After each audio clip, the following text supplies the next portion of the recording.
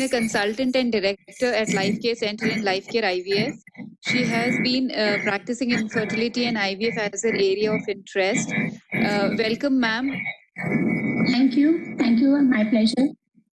I would also like to invite Dr. Sunita Arora.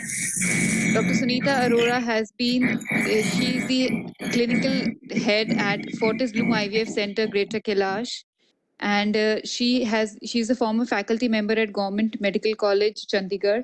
She did her IVF training from Mount Sinai Hospital, New York. And she's the reviewer of International Journal JRCR.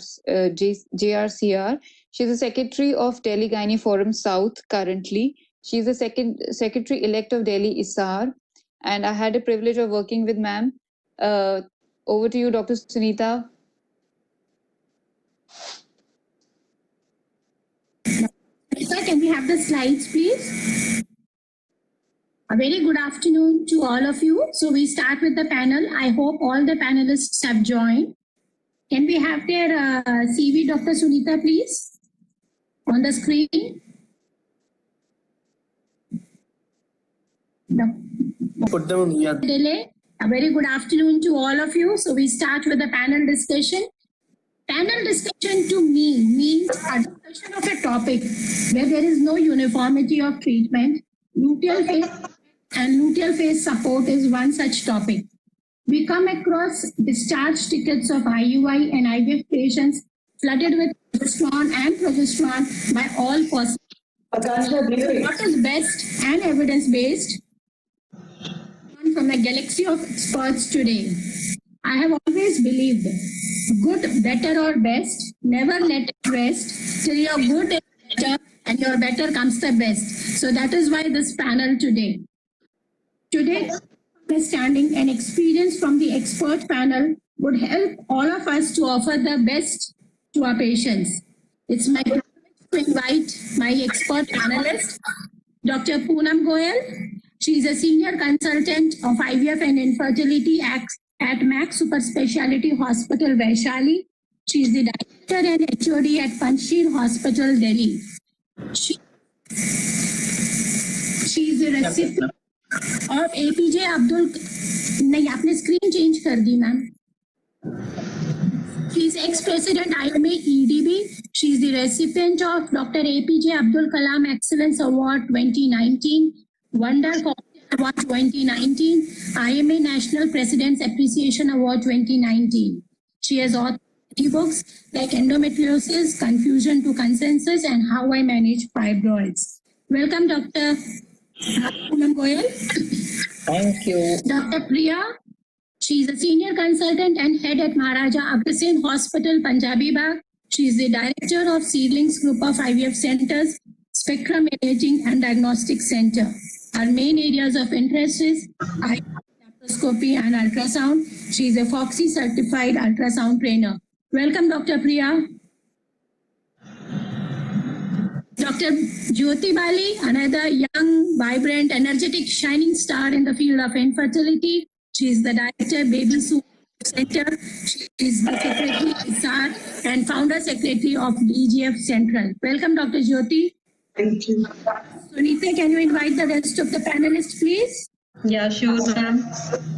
Thank you once again, DGFF, and welcome everyone for today's CME, which is totally focused on luteal phase support. A very, very important topic. Welcome, Dr. Megha Manikanita as one of the panelists. Dr. Megha is consultant in reproductive medicine and infertility at It's My Baby IVF Center, Rajori Garden, and she has vast experience in the field of obs and gynae, endoscopy, and infertility. Welcome, Dr. Gunjan. Dr. Gunjan is senior consultant Vinayak Hospital, and her areas of interest are IVF, infertility, ultrasounds. Welcome, Dr. Gunjan. Thank you, ma'am. Dr. Meenu Ahuja is there with us as one of the panelists. She is infertility specialist and consultant gynecologist and visiting consultant Fortis Hospital, Shalimar Bagh. So with this galaxy of panelists, we would start today's panel discussion with this background, which is already actually dealt with so nicely with Dr. Meenakshi Ahuja. Just now she spoke so brilliantly on luteal phase and support and defects and everything. So we know that luteal phase is a period between ovulation and establishment of a pregnancy or onset of menses. So what we do in ART, why we are worried about LPD in ART is because the procedure per se includes follicular aspiration for oocytes, so hence aspiration and mechanically disrupting the granulosa cells and hence compromised corpus luteum. So this is what is happening when we are doing ART, especially IVF. There is multifollicular development. Because of these multiple follicles, there is supraphysiological concentration of steroids, which is secreted by high number of corpora lutea, and hence there is a feedback mechanism, there is a negative feedback, and hence HPS axis gets shut down. So those necessary hormones which are needed for sustaining the pregnancy are not there. Hence leading to a abnormal luteal phase. So the cycles with GnRH agonists, they have prolonged suppression of pituitary LH secretion as long as 3 weeks after downregulation, and hence there will be a luteal phase inadequacy. If we are using NTAC protocols, then it may be a little lesser. Recovery of LH production from pituitary is quite rapid, but still there are significant data saying that there is reduction in pregnancy rates because of LPD even in NTAC cycles in IVF. Hence, there is destruction of granulosa cell. There may be a downregulation because of agonist protocol. Administration of HCG to mimic LH surge further inhibits endogenous LH secretion. So all this is leading to luteal phase defects in IVF. And this is something, this graph is very, very clearly describing that there is something called as luteal gap, which is there. So that's a gap between endogenous HCG, which is produced by the developing placenta and pregnancy, and the exogenous HCG. So this gap we are worried about, and hence that is the phase where we need to support the luteal phase, and any deficiencies here is termed as luteal phase defect. So luteal phase defect, it occurs when either the secretion of progesterone is abnormal, or sometimes the progesterone levels will be okay, but the endometrium won't be responding. So that also presents like luteal phase defects. Symptoms Dr. Meenakshi has taken in detail. There is a varying presentation which can happen in luteal phase defect. And these are the risk factors: anorexia, eating disorders, stress, obesity, PCO, thyroid dysfunction, and hyperprolactinemia. All these can be risk factors for luteal phase defects. So with this background, I am handing over to Dr. Jyoti Agarwal to take it forward. Over to you, ma'am. Thank you, Dr. Sunita. We have already learned from the experts what is luteal phase, what is the criteria. But for the benefit of the audience, I would like and request Dr. Megha to again define, how do you define luteal phase and what are the criteria to take into account regarding any luteal phase? Dr. Megha? Thank you, ma'am. Am I audible? Yes. It's my privilege to be a part of this panel and sharing the screen with such experienced and knowledgeable experts. As Dr. Meenakshi has already explained it in details, it was just a brief review of whatever she said. We all know that luteal phase deficiency is a condition where progesterone is insufficient to maintain the normal secretory endometrium, which is required for the normal embryo implantation and growth. Or the progesterone is normal, but the endometrial response is abnormal. So it was first described in 1949 and prevalence is 3 to 13%. Even the ASRM opinion is that there's no definitive criteria which is clinically proven or physiologically diagnostic. So if you define LPD, it has to be relevant if present in most of the cycles or diagnosed only after repeated testing in multiple cycles. There are various methods, as we have already discussed, that is basal body temperature charting, luteal phase length, normal is 12 to 14 days, if it is shortened, or measuring the progesterone levels, which is done at 6 to 8 days after ovulation. At least 3 pooled samples are required because of the pulsatile levels of progesterone. Timed endometrial biopsy, at least 2 biopsies with which need similar picture. Out of phase endometrium more than 3 days, and biopsy is taken 6 to 10 days after ovulation. There are also various ultrasound criteria which can be helpful in our daily clinical practice. like the Doppler study of ovarian and the uterine arteries, decreased blood flow in the corpus luteum, or rupture of dominant follicle when it is less than 17 mm, or luteinized unruptured follicle, or absence of corpus luteum, or lack of endometrial echogenicity on 7th post-ovulation day. Some future perspectives are there, like identifying integrin molecules and glycoproteins to indicate the uterine receptivity. Still, the diagnosis is unreliable, and investigations have failed to confirm its true incidence. We can suspect are the unexplained infertility, strenuous exercise, underweight, or recent sudden weight loss, or hyperprolactinemia or hypothyroidism. Yes, ma'am. Thank you, Dr. Megha. Very nicely you have elaborated what is luteal phase and how to diagnose it. Thank you, So ma'am. to summarize, the definitely is a difficult diagnosis. There is no definite opinion. Whatever we know, the criteria is it can produce a short luteal phase that is less than 12 days, or a normal length luteal phase with inadequate progesterone production, or a normal length luteal phase with adequate progesterone production but responsive endometrium. So the problem can be at the hypothalamic level, at the ovarian level, uterine level. And what is serum progesterone? Serum progesterone definitely tells us about the ovulation, but it is a futile test just to diagnose luteal phase. The next slide, Dr. Sunita. Dr. Sunita. Yeah, ma'am, I'm just letting it move. इसके पहले वाला doctor Sunita, yes नहीं इससे पहले था और पहले. We have to move on to the case one, ma'am. The case one. So we start with the case scenarios. They are very simple cases, and I would like my panelists to answer what they are doing in clinical practice. What the guidelines says, what the evidence says, that is definitely there. But here I would like to know what they are using in their clinical practice, and then we can come to a conclusive evidence answer that what is the take-home message. So, Dr. Good, the first case, and the question is for you. Question is for you. She is a 30-year-old lady with primary infertility. She was induced with grams of siphon for 5 days. 2 dominant follicles were noted on the day of trigger. Trigger was given with 5,000 units of HCG. Both follicles and IUI was done. And all parameters were normal. Can we have the second slide? So, Dr. Gunjan, I would like to know what luteal would you like to give her in this patient who has been induced with clomiphene and an IUI was done. And also, if suppose the ovulation induction was done with letrozole instead of clomiphene, would your luteal phase support differ?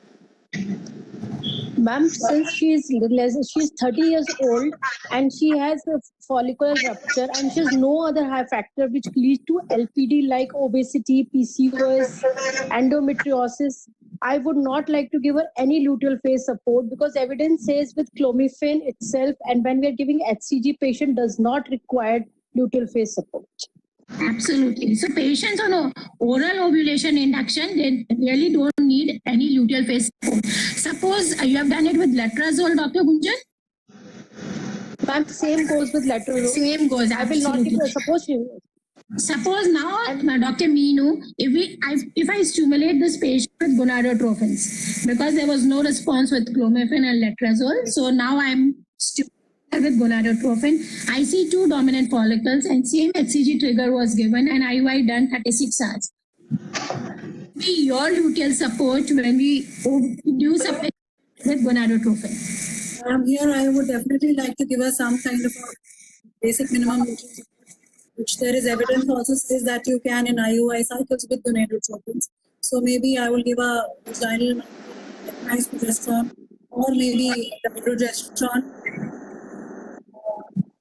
along with it, if there is ever a history of previous any abortion. Yes, Dr. Meenu. Even the evidence says the same. This is the latest evidence from Fertility Sterility, which very clearly says that progesterone luteal phase support is beneficial to patients undergoing ovulation induction with gonadotrophins in IUI cycles. And the number needed to treat is 11 patients to have one additional live birth. Progesterone support did not benefit, mind my words, did not benefit patients undergoing ovulation induction with clomiphene citrate or clomiphene plus gonadotrophins. In fact, clomiphene and letrozole were introduced as a luteal phase to support luteal phase rather than as a ovulation inducing agent. Yes, but there are some small studies also which they definitely says that if we give luteal phase in the form of micronized, it improves the clinical pregnancy rate and the live birth rate. But these studies are very small, and you need to increase the dose of clomiphene slightly. So universally, it is accepted that for gonadotrophins, you need to give luteal phase support, whereas for pure clomiphene cycles, and you need not. This is a meta-analysis consisting of 5 studies, which definitely shows an improvement in clinical pregnancy rate and live birth rate after vaginal progesterones. But the subgroup analysis clearly shows that the significant live birth rate improvement with gonadotrophin and IUI.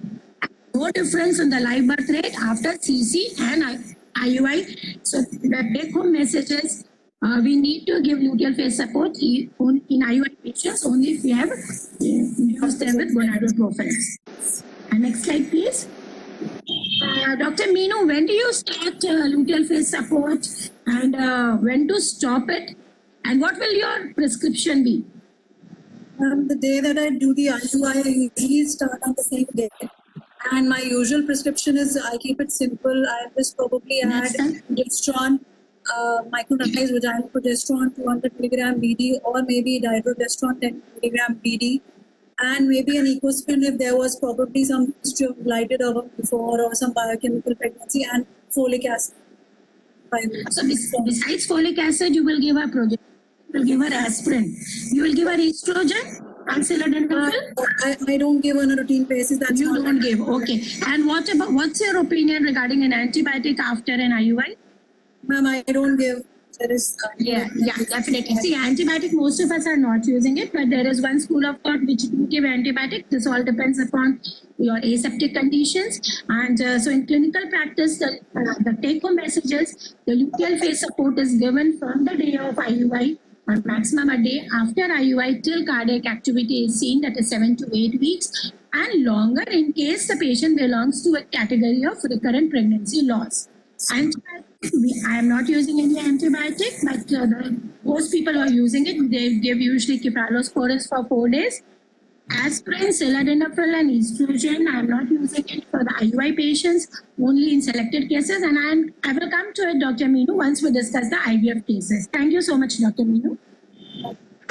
Next slide, please. Dr. Sunita, can you please take forward the cases? Yeah, so we come to second clinical case where it's a 30-year-old lady who underwent IVF cycle. Her AMH is 2.5. She is unexplained infertility. She had 3 failed IUI cycles. That's why she's there for IVF. 7 M2 were retrieved and she's planned for fresh embryo transfer now. So this question I will want Dr. Jyoti Bali to address. In this particular case, when would you want to start luteal phase support, or in general for fresh embryo transfer cycle, what is your recommendation for starting the luteal phase support, and till when do you want to continue it? Dr. Jyoti, please.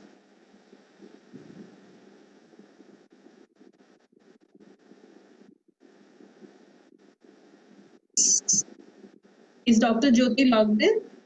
Yeah. Dr. Sunita, can you just repeat the question slide there? The previous slide. So this is a case of 30-year-old lady who underwent IVF cycle with her AMH 2.5. She is a case of unexplained infertility. She had 3 failed IUI cycles before this IVF. She had 7 M2s retrieved, and she's planned for fresh embryo transfer. Fresh embryo transfer. Okay. So we are on the day of egg pickup today. So how Yeah. do you start luteal phase support in such cases, and till when you would want to continue the luteal phase support? Now this is a fresh embryo transfer, right? So it is whether whether we are taking up for day 3, it will start progesterone. If we are planning a fresh IVF cycle, fresh transfer in this case, we will start from the same day. And depending whether we are doing day 3 transfer or we will wait till the blastocyst transfer will depend upon this patient's number of oocytes retrieved and the embryos formed. So we will start immediately after pickup. You can even start within 24 hours. That is the next day of pickup. So it is best to start either on the same day or the next day morning. But usually in practice, we start the same day. And it is the progesterone, the route of progesterone, mode of progesterone is of course variable between each clinician. But usually, personally, we prefer giving IM injections till the date of embryo transfer, whether it is day 3 or day 5. And then once you do embryo transfer, then how do you want to Yes. continue progesterone support later? Yes. Now the trigger was important. What trigger was used for her? So we use HCG trigger for her. Yeah, HCG trigger, usually there are two approaches. If HCG trigger is used, then of course we are not worried because it will manage on its own to quite a degree. It will help us in the luteal phase support part of it compared to vis-a-vis if we had used a agonist trigger. So here when we've already started an IM injection or an aqueous preparation, along with that, I usually prefer vaginal mode of progesterone to be added to it. Micronized progesterone, depending upon what we are using, 600 to 800 milligram in divided doses. Could be BD dose if 400 milligram is available, if a suppository or a micronized progesterone TDS, plus an intramuscular or an aqueous preparation of injection of progesterone. Until when you would like to continue the progesterone support here, Dr. Jyoti? With ART cycles, usually till 9 weeks when the placental function takes over, not at heartbeat that I will stop. I will stop it only once the placental luteal function has been taken over, and then you withdraw progesterone. Yeah, absolutely. So as Dr. Jyoti said, this is the clinical practice. We are starting progesterone on the day of egg retrieval or the next day. Most of us are starting on the same day. Although literature does support that whether you start on day 1 or day 4, that is going to give you the same results, but still the clinical practice is starting progesterone support on the day of egg retrieval if we are planning the patient for a fresh embryo transfer. So this is, till when to continue. As she said, till 9 weeks, most of us are continuing this. But theoretically, if we see, then there are studies which are saying that when pregnancy test becomes positive, if you stop the luteal phase support, vis-a-vis if you continue it till cardiac activity or you continue it till 9 weeks of pregnancy. So we are talking about fresh embryo transfer here. So they claim that there is no major difference, but I'm sure all my expert panelists, they are taking the luteal phase support little beyond cardiac activity. And I would like Dr. Brigadier Sharma to make a comment here. Sir, can you tell us what is your practice of using duration of luteal phase support in fresh IVF transfer cycle? Dr. Sharma is there. Sir, unmute. Sir, you need to unmute. Is it okay? Yes, sir, we can hear you. Yeah. The thing is, we should start the progesterone support on the day of ovum pickup, and then continue till at least 10 weeks of pregnancy. People may say 9 weeks or 10 weeks. I think that is hardly different. We should not stop it earlier than that.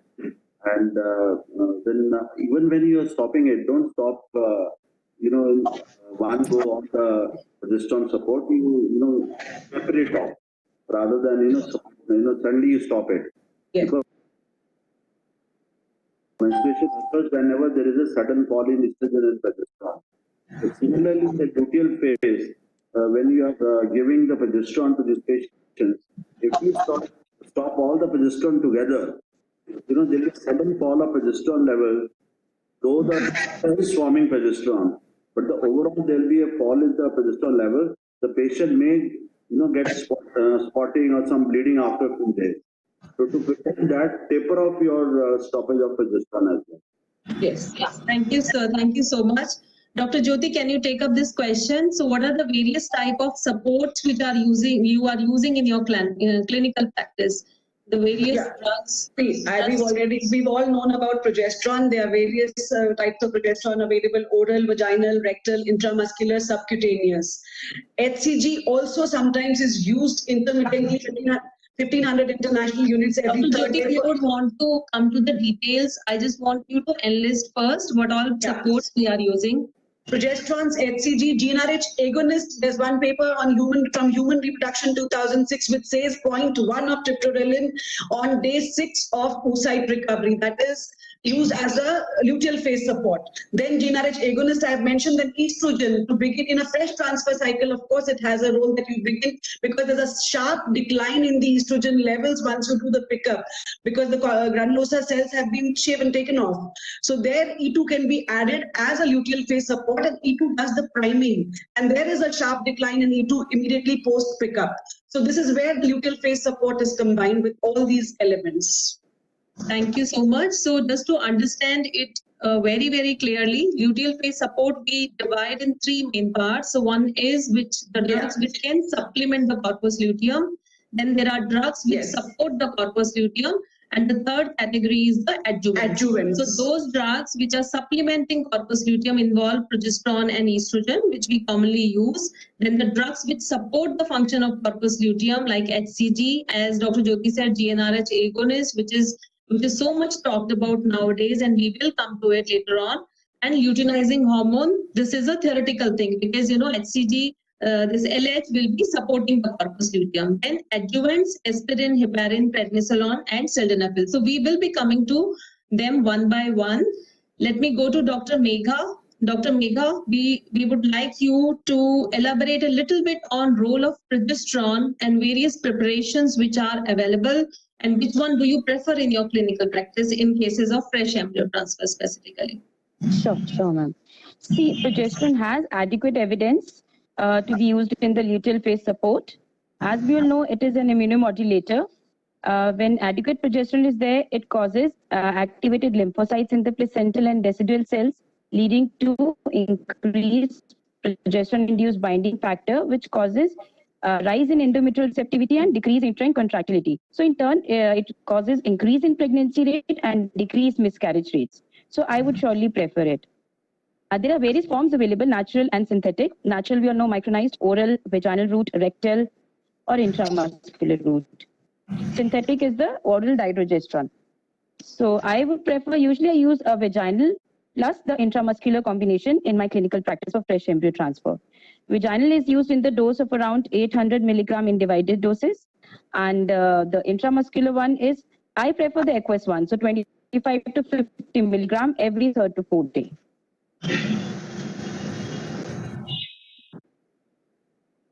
Yes, ma'am. And dydrogesterone is also equally good proven, but I don't prefer it as a whole sole. I mainly use it in a combination when patient is allergic or not able to use the vaginal one. Otherwise, completely, I have not used dydrogesterone in my patients in transfers. But it has an immunomodulatory role there. Yeah, that's correct. So just used as a combination. Dr. Megha, as you mentioned, as you just mentioned that aqueous form of progesterone you are using. So I would like to know your experience on this. Did you have any cases of breakthrough bleeding or anything like that? Or you need to, like how many cycles you usually need to supplement the doses? Because I am personally not very fond of aqueous progesterone because of the same fact that, few patients had bleeding. And when I was talking to Dr. Jyoti this morning, she had the same opinion about the aqueous progesterone. So are you facing any challenges using aqueous progesterone per se? No, in terms of side effects, compliance, it is much better. Patients are complaining fever, side effects with the normal oil-based progesterone. So my experiences when I had shifted to aqueous since time, then the patient's compliance and experience is very good. They're able to take the injections. The complaints are less, and they're continuing it till the 3 months or whenever I want to continue, even after confirmation of pregnancy. But the oil form, there was a lot of side effects. I usually had to stop it or change to other forms. Sunita, can I add here? Dr. Sunita, can I add here? I am satisfied with Yeah, Dr. Jyoti, please. Aqueous, I have been using left, right, and center for all my cycles since last 4 years. And What dose, Dr. Jyoti? What dose? I How much? The literature says 25, but mostly our patients are not that lean. We are using 50. Body dose Yeah. 50 I'm using in combination with other drugs. It has not given me any trouble at all. I mean, I'm happy with the results. But 25 is not what I'm using. They recommend use- 25, but I'm using 50. 25 causes spotting chalti rehti. If you increase the dose, the Yes. spotting is taken care of.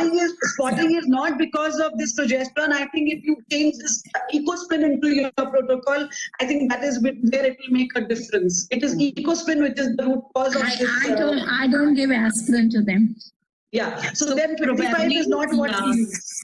I think, as you said, Dr. Jyoti, 50 is the dose you are using. Probably Yes. that's the reason that this breakthrough Yes. is not happening. Yes, it's So, not happening. yeah. So coming to as Can we have Dr. Sharma's, Dr. Sunita, can we have Dr. Sharma's Yeah, opinion? sure, ma'am. That will be great. Dr. Sharma, sir. There is a ethnic variations also. If you see that Yes. the Europeans and all, the literature, they all mention 25 milligrams. Yes. When we try to copy that in our Indian patients, we find It it doesn't not work. as effective. So there is ethnic variations, and probably our Indian women, they require a little higher progesterone for whatever reason. Yes. Yeah. Thank you, sir. So, Thank you, as sir. Sita has so nicely explained, there are various routes which are available: oral, intramuscular, and vaginal. All of us know vaginal has got its own benefits. The first uterine pass effect, as they call it. Vaginal gel is also very easy to put, and it's, I think, a patient-friendly thing. Aqueous progesterone, we have mixed opinion yet, so really can't jump to conclusions, because personally speaking, I find, and Dr. Jyoti also said so, that in our patients some breakthrough is happening, and maybe increasing the dose may be an answer, as Dr. Jyoti suggested. So then coming to dihydrogesterone, this is another option, and there are so many studies happening on this, and so many centers in Delhi itself are doing comparative studies which are comparing dihydrogesterone with intramuscular and vaginal preparations, and there are good results. And we have Lotus 2 and Lotus 3 in front of us to support that. So, Dr. Jyoti, again, this question for you: are you doing a hormonal monitoring while you are planning your patients for transfer? So, either on the day of egg retrieval or in luteal phase, are you checking serum progesterone, serum estrogen? We did that. We did that serum progesterone level of more than 1.5 on the day of trigger. If it was more than 1.5, then better to go for a freeze-all cycle and not do a fresh transfer. This is what one paper has suggested, and we really followed it for quite some time. Then we switched over mainly for frozen embryo transfer cycle. If the embryos are good, even generally, I am not a proponent of fresh transfers. We are all with FET cycles. Most of my cycles are FET cycles, even today. So progesterone levels, yes, we've done this homework of measuring it on the day of pickup. If more than 1.5, then we like to freeze.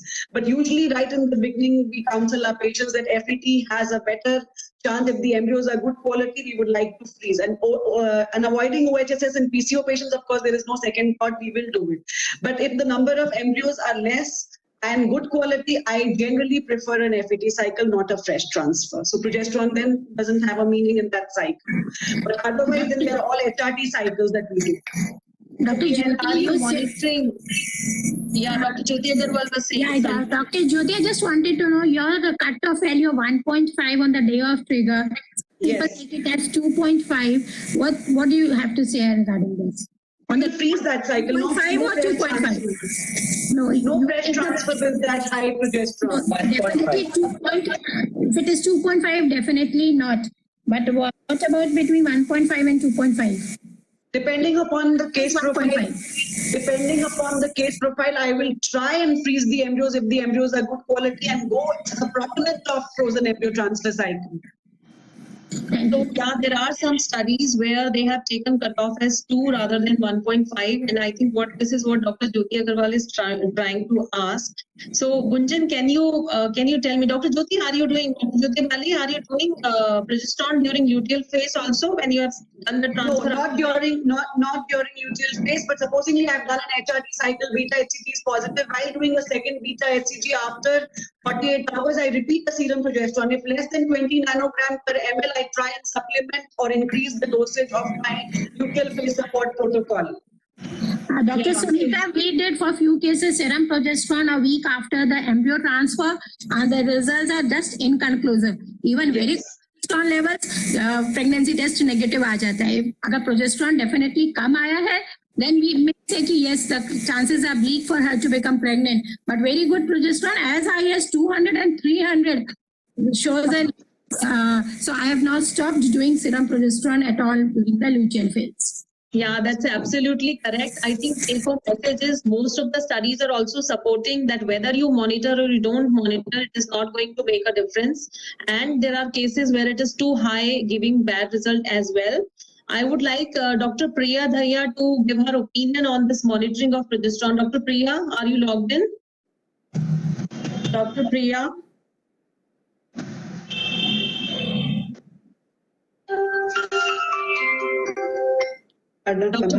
Dr. Priya, are you there?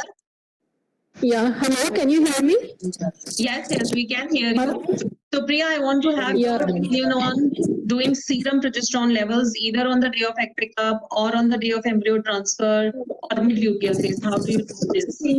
Same like everyone said, if I'm planning a fresh embryo transfer in the same cycles, yes, I would like to defer it when it is more than 2. And if I'm doing, basically I'm also doing more of frozen cycles, so I have stopped doing progesterone in routine. And same way in luteal phase, I've stopped doing in routine because it is inconclusive. Okay, yeah, that's wonderful. So progesterone monitoring is actually not indicated. Although there is a recent paper here, this was from Delhi only, so I thought of putting it here. And they have monitored mid-luteal phase progesterone and found that if it is less than 15 nanograms per ml, then that is consistent with poor outcomes. But yes, most of the literature does say and does support that whether you monitor it or do not monitor it, it is hardly going to make a difference. So now, as far as this fresh embryo transfer and luteal phase support is concerned, then definitely Cochrane 2012 as well as 2015 supported progesterone, but HCG they say is carrying a risk of OHSS, so better not to be given. As far as estrogen is concerned, there are papers which say that estrogen seems to be beneficial in long GnRH agonist protocol, but not in short agonist or antagonist protocol. And this is Cochrane 2015 here, which clearly says that addition of GnRH agonist to progesterone, the second statement here, the addition of GnRH agonist to progesterone appears to improve outcomes. So I think this is something which will be a point of further discussion in near future, and people have started adding GnRH agonist on day 6 after ICSI, and Cochrane review clearly says that it improves outcomes. But as far as HCG is concerned, the risk is more than benefit, but progesterone support is very well recommended, and addition of estrogen, Cochrane says, or does not affect the outcome. So this is for fresh transfer. Although our clinical practice is add a small dose of estrogen even when we are doing fresh transfer, but Cochrane 2015 does not support estrogen along with progesterone, and they say that progesterone only is beneficial and is sufficient. So with this, I hand over to Dr. Jyoti once again to carry it forward with another case. So now that we have discussed progesterone so much in detail, now let's come to another case scenario. She is a 32-year-old PCOS. She has been taken for IVF because of tubal fracture. 15 oocytes retrieved, 10 embryos frozen. She was planned for a frozen embryo transfer cycle. Endometrium prepared with oral estrogen in a dose of 4 milligram 3 times a day. A good ET of 9 millimeter with a flow zone, with a Doppler flow till zone 3. And on day 15 of preparation, single blastocyst transfer was planned. So, Dr. Poonam Goyal, which progesterone will you start and how many days before the ET if you are planning a blastocyst transfer? Continue once you started. This patient is a PCO and we are planning blastocyst frozen transfer. In this particular patient, because the PCO patients are most of the times, I feel they are obese, though it has not been mentioned in this patient's profile. In these obese patients, most of the times it is very difficult to give the vaginal preparations like gel and capsules, etc., because they are messy as such, but otherwise also they are not able to insert it in upper one third of the vagina where they are required. So I will prefer injectable in this particular patient. 100 milligram per day intramuscular oily preparation. And we had earlier used, Dr. Jyoti just mentioned, we also had shifted immediately when the aqueous was in the market to the aqueous preparation, and we also had same problem. It settled with the use of 400 milligram BD capsules plus alternate day injection. Then it settled. So we have now stopped using the aqueous preparation. We have moved back either to intramuscular 100 milligram oily preparation or to vaginal Crenon gel or to this capsules. Micronized progesterone capsules. We can start it 5 days before the transfer and continue it till 12 days. Then if the HCG is positive, then the progesterones are continued.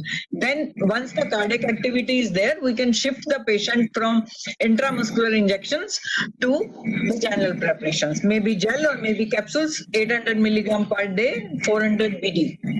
Yes, absolutely, Dr. Poonam. Thank you so much.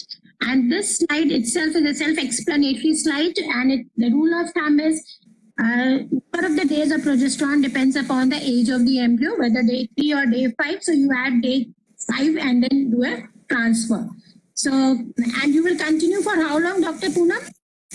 We continue till intramuscular preparation, till we get the cardiac activity, and then shift the patient to vaginal preparations. After that, gradually shift the patient, and then in our protocol, we usually add dydrogesterone later on and stop this vaginal preparations. And dydrogesterone is continued till 12 weeks or up to 16 weeks also sometimes.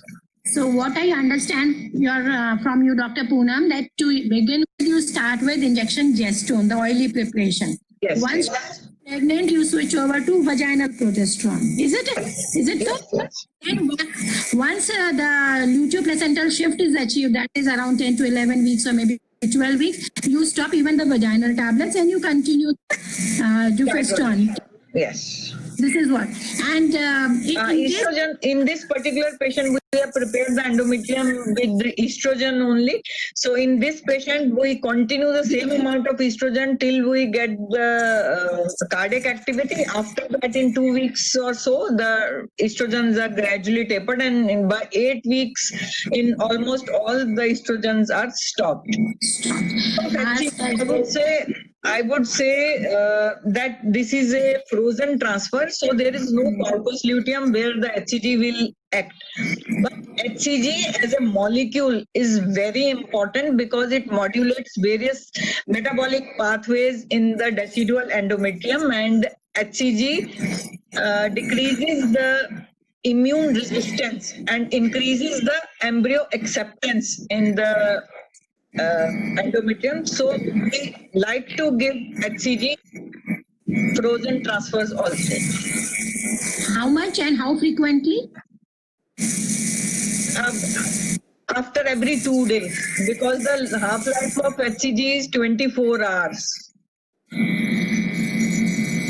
HCG stays for 4 to 5 days. It doesn't stay in that level. Half-life is 24 hours. So not that. In earlier phase, it is given like that. But once the HCG is positive, then obviously twice a week we do. The evidence in favor of HCG is not very robust, but definitely whatever is most beneficial to our patient, we should not hesitate to use that. Yes, next slide, please. What about role of aspirin and heparin in this transfer, Dr. Priya? Yeah, actually, the role of aspirin and heparin, as per all the studies and all, there was no statistical difference between whether when they are used or not used in routine IVF cycles. Basically, the role is more in cases of repeated implantation failure. Absolutely. Yes.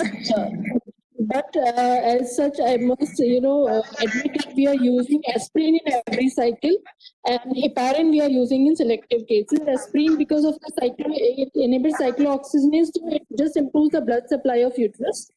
And heparin in recurrent implantation failure, because of the anti-apoptic activity of this. But surprisingly, there is no study which says that it has a improved clinical outcome compared to the studies where it has not been used. As there are so many studies: aspirin with heparin, aspirin without heparin, only heparin, but there's no difference in any of the studies. Yes. But yeah, Definitely, Dr. aspirin Yes, definitely, Dr. Priya. Even the Cochrane library, which is also suggests there is no evidence in favor of routine use of aspirin in order to improve pregnancy. Its role is only in patients of recurrent pregnancy loss. Both heparin and so now we come to yes, please. You are saying something, Dr. Priya?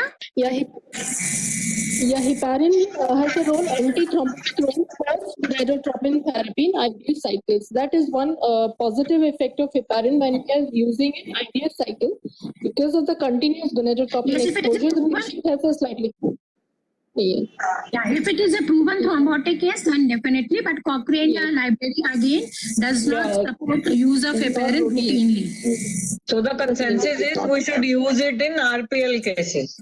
RPL cases, yes. We need much more multi-centered trials for us to become. Yes. Yes. So to summarize, estrogen is to be given after the transfer till the placenta takes over 9 to 10 weeks and gradually taper it off. Progesterone till 10 weeks. HCG has no proven role. Aspirin and heparin are empirical. In frozen embryo transfer, there is no corpus luteum and therefore the luteal support has to be pursued until the luteoplacental shift, unlike the IUI patients. I hope I am very clear about it. So for how long the luteal phase needs to be continued. Dr. Sunita? So, Dr. Sharma sir, before we move on to next question, I would like your opinion on HCG use specifically. Are you using HCG for embryo transfers in luteal phase? In frozen cycles specifically, sir. Dr. Sharma sir. You unmute yourself, sir. Please unmute yourself. Can you hear? Yes, please. Okay. Yes, sir. Yes. Yeah, as far as SCG is concerned, it is required not only in the FPT cycle also, but also in the donor cycle also, because they have found the acceptance of SCG in the endometrium. So it would help in improving the transmission and in these cycle as well as in the FPT cycle. But it has got role in the endometrium for the better implementation. So we took the SCG and we give 2000 interaction unit every fourth day, not every alternate day, like others may be using it. But every fourth day we give it 4 injections. So that before the SCG, the beta SCG we give on day 18, there are more than 4 days of SCG free period. So that you do not get any false positive. And so some papers are showing just before transfer, intrauterine installation of. Yes. That is 150 international. What's your opinion regarding that? See, that's fine. Before the after transfer, you may damage the endometrium, and unless it is a smooth entry and exit, then it is a different story. So I preferably would not like to touch the endometrium on that day, but on the day of ovum pickup, I can always introduce so that we have days of healing and whatever growth factors. Even if I have injured little bit, some growth factors have also formed by that time. So I have a double benefit of SCG as well as the growth factors because of some microscopic engineering which I have created. So instead of giving on the ET day, if one has to give, it's better to give after the oocyte pickup. Yeah, yeah. Thank you so much, sir. Thank you. Dr. Sunita, please continue. No, secondly, I just want to add one more thing Yes, Yes. regarding the role of aspirin. Now, the Yes. problem is that in India, we have a lot of patients who have tuberculosis. Because of tuberculosis, there is a fibrosis around the blood vessels also. The blood flow to the uterus and the decidua is reduced. So under those circumstances, if there is a patient of tuberculosis, genital tuberculosis you are treating, the patient is heparin as well as the aspirin would improve the blood supply. So there they have to give it. But in a routine unexplained infertility, you may not give aspirin and heparin. How much heparin and how much aspirin and what dose, sir? Yeah, the aspirin is given 75 milligrams per day, and heparin is given 30 milligrams subcutaneously. Daily. Daily. Till when? When will you stop heparin, sir? Yeah. Now, once you get the heartbeat, you can stop the heparin, continue with the ecosprin. Okay. And ecosprin will continue throughout pregnancy. Yes. Under those Till 36 weeks, 35, 36 weeks. Thank you, sir. Thank you so much for your valuable inputs. Thank you so much, sir. So we move on to next question now. Dr. Gautam, somebody's mic is making some disturbances. Can you make out whose mic is there? Ma'am, that is from Jyoti ma'am's mic actually. Because of the device issue, I think it Okay, no issues. Okay, let's move on to the next question now. So, Dr. Jyoti Bali, I would like to know what is role of GnRH agonist. We partly discussed it already actually, but what is the role of GnRH agonist as a luteal phase support? What is your opinion on this? Are you clinically already brought in your practice or you have yet to start using it? Dr. Jyoti?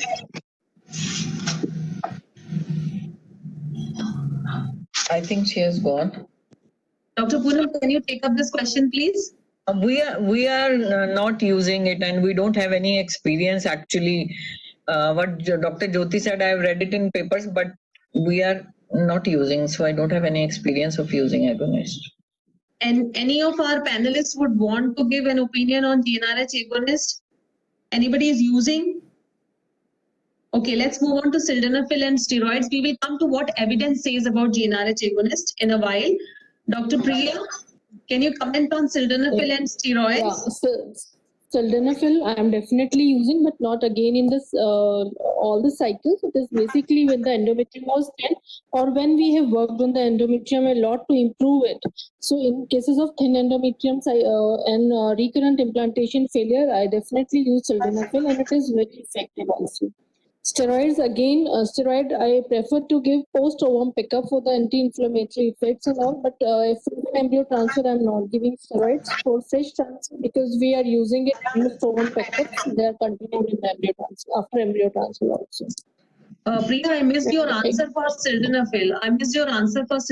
Can you come up again once, please? Yeah, sildenafil, not in all routine cycle, but in cases of thin endometrium, previous adhesions, previous tuberculosis, like in cases where I'm suspecting that she may have fibrosed blood vessels or as a vasodilator effect. It is very effective, not in routine cycles. Okay, Dr. Poonam, are you using sildenafil? Yes, when there is thin endometrium and there is some issue, the kind of poor responder patient, in those patients we are using. Do you think it is making a difference? Frozen cycles, especially in frozen cycles when we are preparing the endometrium. And do you think it is making a difference for those tough endometria? Not very great, but still we are using. Okay, so it is one of the types which we are like, we have 6-7 things which we are not knowing whether they are effective, not effective. Like yes, because there's not much literature it's one of those kind of. Absolutely. When you don't have anything to do, then you add these kind of drugs. Actually, it is this. I have not even seen the increase in the vascularity, but when we do Doppler for endometrium after using this, but still when there is nothing to add, we add. It is like that, not feeling very great difference, and that is my experience. Okay, so let's come to, thank you for your comment. Let's come to how GnRH agonist is going to help. So it supports corpus luteum by stimulating the secretion of LH by pituitary gonadotroph cells and acts directly on endometrium through locally expressed GnRH receptors. And Cochrane 215 has already supported giving a single dose of GnRH agonist triptovalent 0.1 milligram subcutaneously on day 6 after ICSI, or 3 doses, 1 milligram injection leupride subcutaneously on 6th, 7th, and 8th day. And they have found that there is a significant difference in the live birth rate and clinical pregnancy rate. So maybe, this is something which we will be discussing more and are going to add subsequently this to our practice, all of us.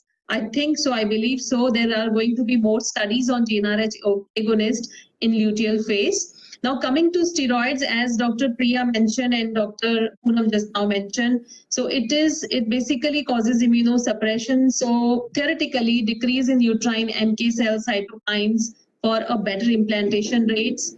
And in cases of recurrent implantation failures and multiple abortions, maybe it has got some role, but again, the data is not robust to support all this.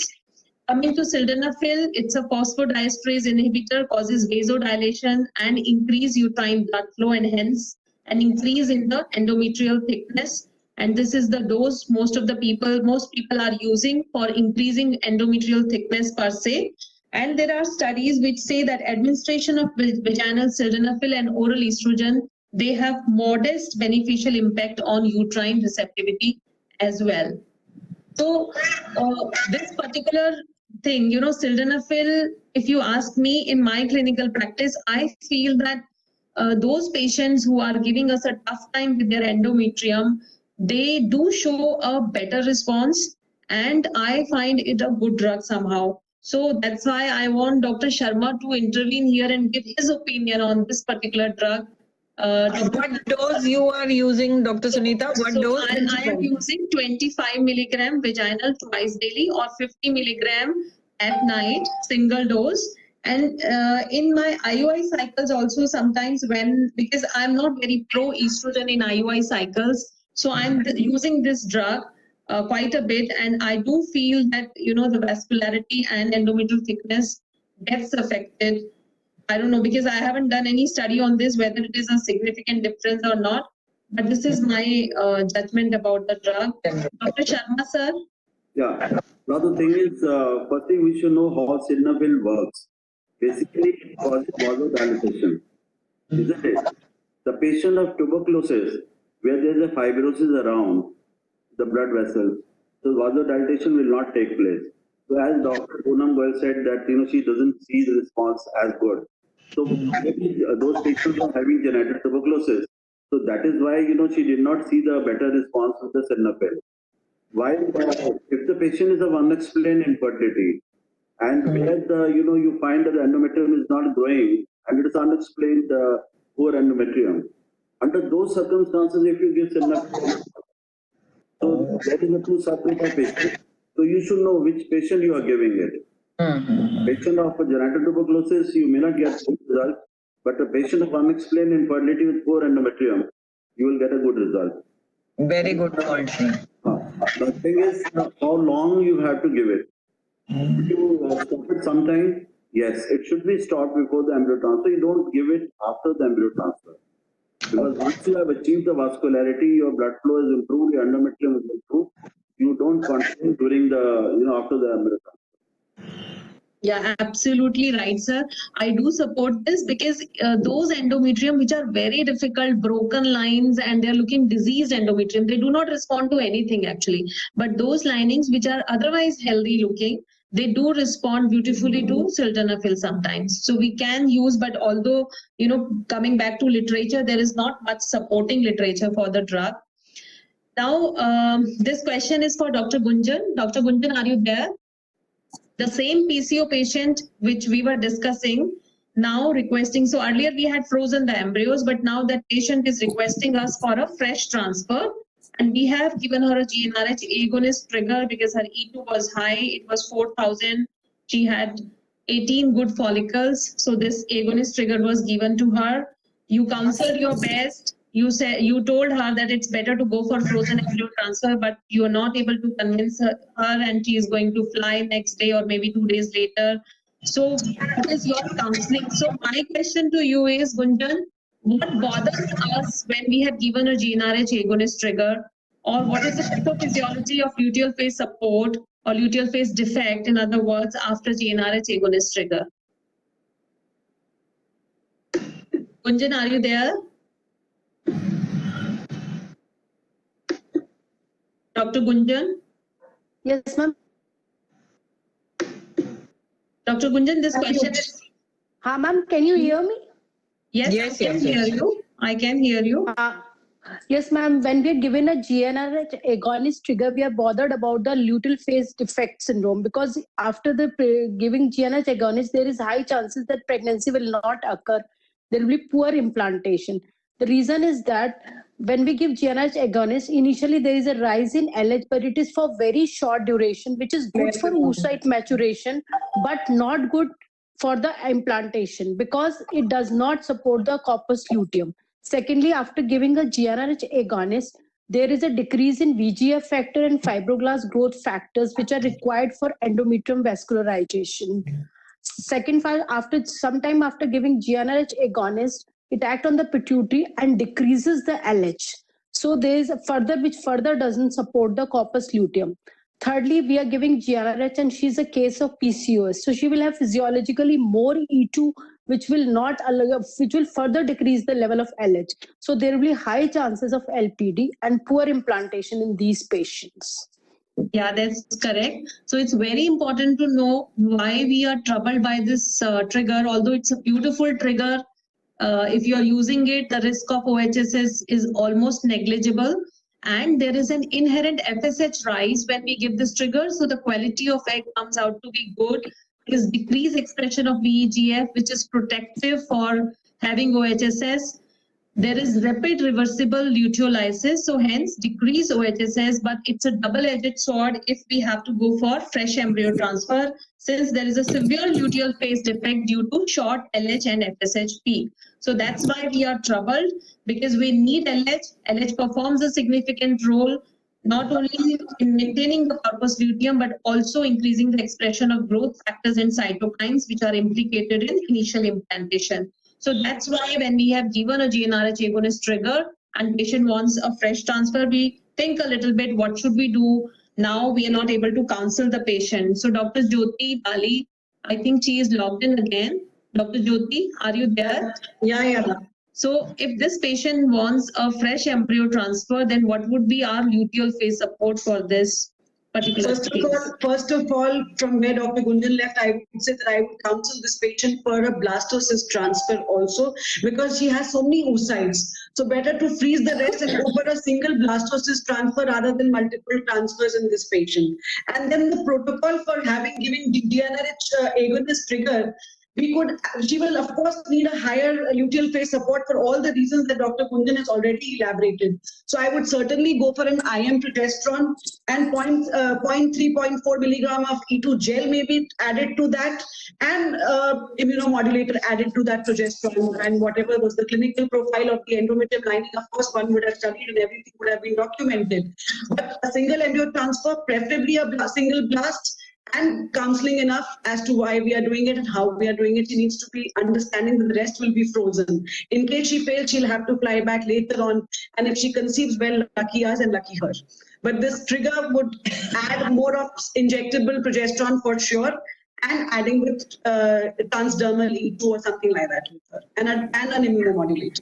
What about addition of HCG, Dr. Jyoti? Yes, 1500. It is. There are two approaches. One is the American approach. One is the European approach. The European approach says that you add 1500 international units of this thing HCG, and 35 hours after the agonist trigger, or after oocyte recovery, followed by the standard luteal phase protocol.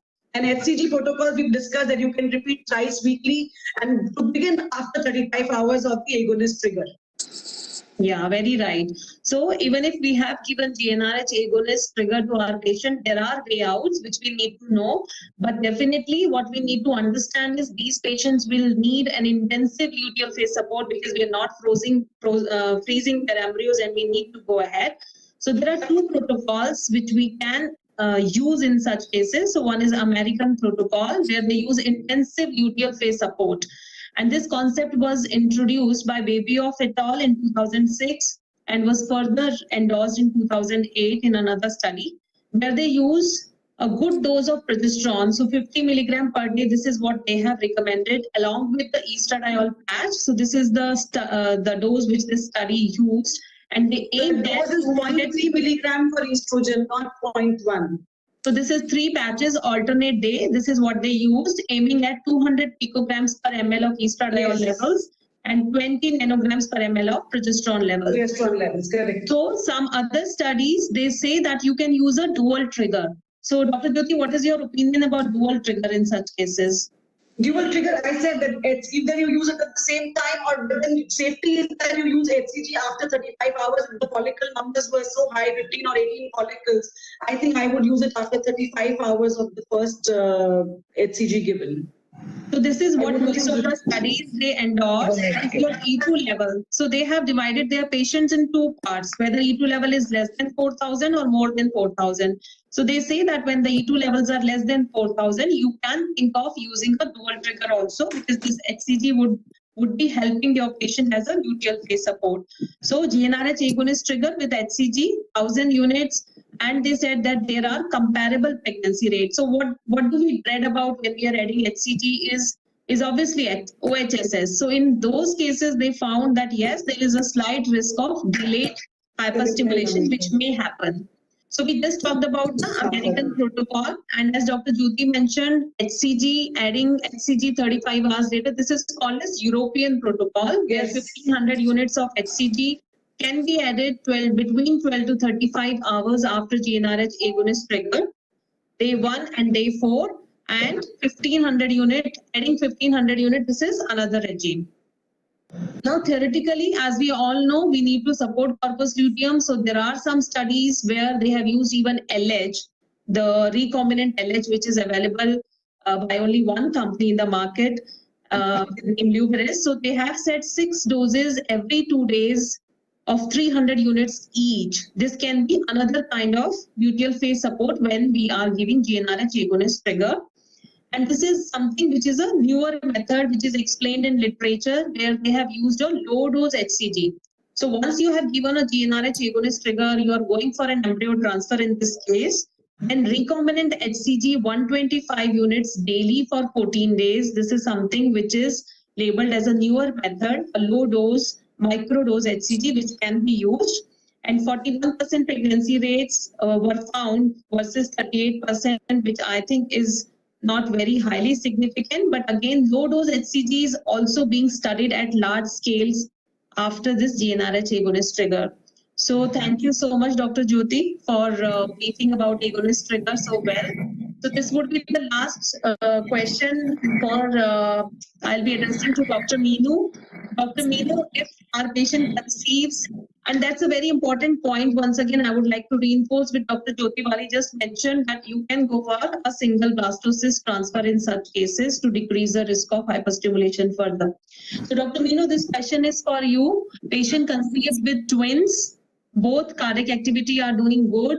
So we have already discussed at largely, how our supports are going to be, but would your progesterone support be longer in such cases? Will there be a difference in luteal phase support in such cases of multiple pregnancy? Dr. Meenu? As per literature, there should be no difference.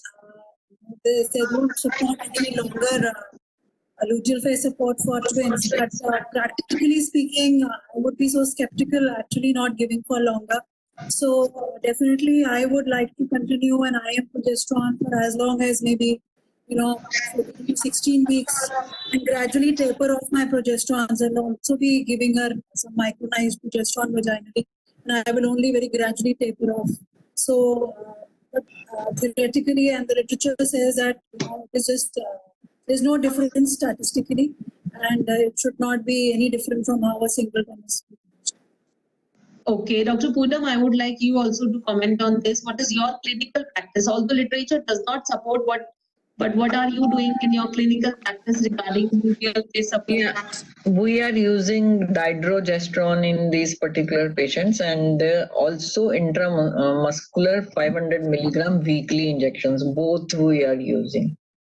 So is that 70 hydroxyprogesterone you are talking about? Yes. Oily 500 milligram. Okay, so I think our audience, they should know that although literature is not supporting this, but most of the clinicians are taking forward their luteal phase support in cases of multiple pregnancy. So with this, we come to our... We use progesterone in these particular patients just to keep the myometrium quiescent. Relaxed and quiescent, yeah. So because progesterone has got a quiescent role on myometrium, yes. Instead of giving drugs like Duodelon, we want to give this. That is the reason we continue with 500 milligram. So the ASHRAE recommendations finally, especially for fresh transfers. So progesterone is no doubt recommended for luteal phase support after IVF and ICSI. All of us do agree. Starting of progesterone for luteal phase support should be in the window between the evening of day of oocyte retrieval and day 3 post oocyte retrieval. So this is what all of us are also doing. Progesterone for luteal phase support should be administered at least until the day of pregnancy test. So as I said, there are many studies which say that if you stop your support on pregnancy test day or when cardiac activity comes, the results do not differ vis-a-vis when you take it to a state when luteal placental shift is happening. But all of us are practicing taking our luteal phase support to the time luteal placental takeover is happening. As far as dosing is concerned, ASHRAE says 50 milligram of intramuscular progesterone or 25 milligram of subcutaneous progesterone or 90 milligram of vaginal progesterone gel or 600 milligram daily at least for micronized vaginal progesterone capsules and 300 milligram daily at least for micronized vaginal progesterone suppositories. And any of the previously mentioned administration routes for natural progesterone as luteal support can be used as per ASHRAE guidelines. Just to conclude, ovarian stimulation definitely is causing a disruption of the corpus luteum as far as hormonal levels are concerned, as far as the endometrium behavior is concerned. Luteal phase support, we agree that we need to start between day 1 to 3 of retrieval. Most of us are starting on day of oocyte retrieval. Progesterone supplementation is mandatory. Vaginal and IM routes are preferred. 400 to 600 milligram vaginal versus 100 milligram intramuscular. From the day of oocyte retrieval till heartbeat or maybe till 11 to 12 weeks. HCG is not very well supported and may cause OHSS risk. Estrogen should be used in certain cases for Trojan embryo transfer. It's a big yes. Obviously, because most of us are doing HRT cycle or OD cycles and low dose in fresh transfer cycles as well. This is what all of us are practicing. Role of heparin and prednisolone is mainly in recurrent IVF failures and recurrent abortion cases. And sildenafil does have some role for endometrial thickness in some refractory cases, but it can be of maybe sometimes it's also of no use in cases of genital tuberculosis, as Dr. Sharma has mentioned.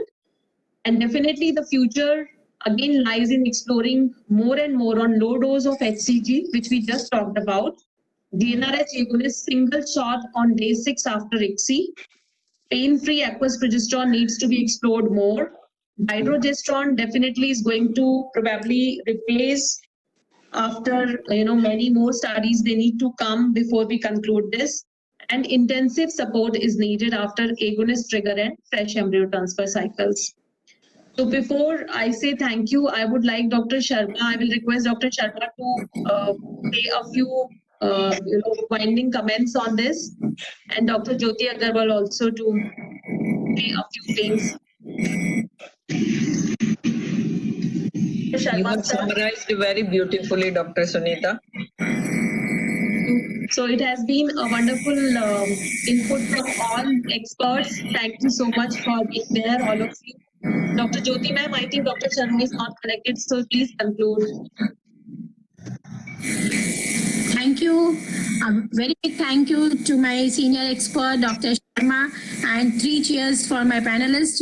Everyone has done a great job, and definitely I have become wiser. And thank you for sparing your valuable time. Dr. Sharma, would you like to add something? Yeah, thank you, ma'am. The thing is, if we do progesterone after the embryo transfer on 6th day or 7th day after embryo transfer, and if certain levels, you can say 20 nanogram, or somebody would say 30 nanogram, or something say 40 nanograms with a minimal level. And if it is less than that, you further increase the dose of your progesterone. It may not help the patient, but at least it will prepare you to fix your patient if there is an IVF failure. Because what happens, all these patients, they whatever you tell them that the pregnancy rate maximum is 60%, and your embryos are good, your endometrium is good, they always hear it is 100%. And after the failure, they will come back to you. Doctor, you told me everything is all right, everything is all right. That means they are pointing a finger at you that you did not tell us everything. So if you do progesterone level, say on 6th day or 7th day after the embryo transfer, if the value is low, and if you ask the history carefully to these patients, they will also give you the history that during that phase, they were having increased frequency of micturition. And by the time the beta-HCG day came, the frequency of micturition became normal by itself. So now you can tell them whatever progesterone we were giving, and it possibly did not reach the baby because your body was expelling it. So you have some armamentarium in your hand to save your this discussion why this IVF has failed. And secondly, because otherwise the whole thing is on you. Because the patient would say everything was all right, you told us that your embryo is good, your endometrium is good, why am I not becoming pregnant? Second thing is, what we do in our center, every IVF failure, once a beta-HCG comes negative and ultrasound also shows there is no pregnancy, we take a small biopsy of the endometrium. And then we do the histopathological study of that endometrium. And ask a histopathologist to give a detailed information in 3 areas. How is the cells, endometrial cells, how is the stroma, and how is vascularity. And along with that, is there any inflammatory cells also or not? So this is an unbiased histopathological report which we get. So after the failure, once we have done it, we call the patient after 7 days, and then we see the report, and then we say, okay, your report is fine. So that means the uterus, had a secretory endometrium. The stroma showed decidual changes, and there is a good vascularization in your endometrium. You can become mother, so you can try your IVF again. So that's a little, feeling that yes, I can become a mother, and she can come for a second cycle with somebody else. Now the second thing is, in case you find that it is showing a proliferative endometrium. Sometimes you'll find it is a proliferative endometrium. Progesterone was good, everything was all right, or the progesterone was low. Still, the patient was showing a proliferative endometrium. There is no secretory changes in that. So you can tell them, possibly there is, if your progesterone was low, maybe it did not reach the endometrium to cause the secretory changes. Or if the progesterone was normal or high, you can say maybe there's a deficiency of receptors of progesterone in the endometrium, which did not allow the progesterone to act to cause secretory changes.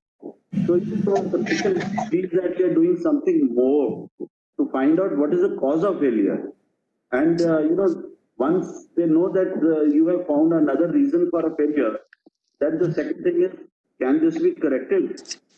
That is the question. Now, how do you correct it? For that, there are a lot of Ayurvedic preparations which I personally use in those circumstances. Sukarist and Amtutone, along with that Tulsi, Amla, and the Tuna. which I give to this patient, which, the PAN people use it, a very small amount is given along with the curd. And then before the next cycle, on day 21, you do the biopsy again and see if the skittery changes have happened. So now if the skittery changes have happened, if you do the embryo transfer, the patient feels that you have done enough for her to find the cause, to treat the cause, and then, she's more confident and God willing, she may conceive also in that cycle. And sometimes, very rarely, you may find the inflammatory cells in that. Or you may diagnose, subsequently there is a granulomatous tissue over there. Earlier, your all tuberculosis things were negative, and now you are finding granuloma. So then maybe you treat her for tuberculosis. Sometimes you find that there are chronic inflammatory cells, there's no evidence of tuberculosis. Under those circumstances, you give them antiviral drugs. And you find there is a paper to that effect that some patients may have a endometrial mucosal viral infection, which may, impede their fertility rate. So those patients, you give them acyclovir in this cycle, and then, they've got extra embryos or whatever, you transfer them to the cycle. So you find that, the pregnancy rate improves. So doing progesterone and then doing biopsy after the failure, I think it will help you in two ways. One is to diagnose why is the failure, to explain to the patient, so that she doesn't put all the fingers on you that possibly your lab is not good, your embryo told me wrong thing, my embryo was all right. Because you have a documentary proof.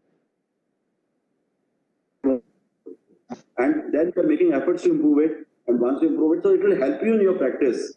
Even if it's scientifically, it may not help you to achieve a pregnancy rate, but at least to face your failures, to explain those failures, and maybe in some cases, treat the cause of that failure, it will help you in one day. So my suggestion is that if you can do that, it will help you in your practice. And otherwise, I think the panel was good, and all of you did very well, and I congratulate all of you, for putting us in the right perspective. Thank you very much.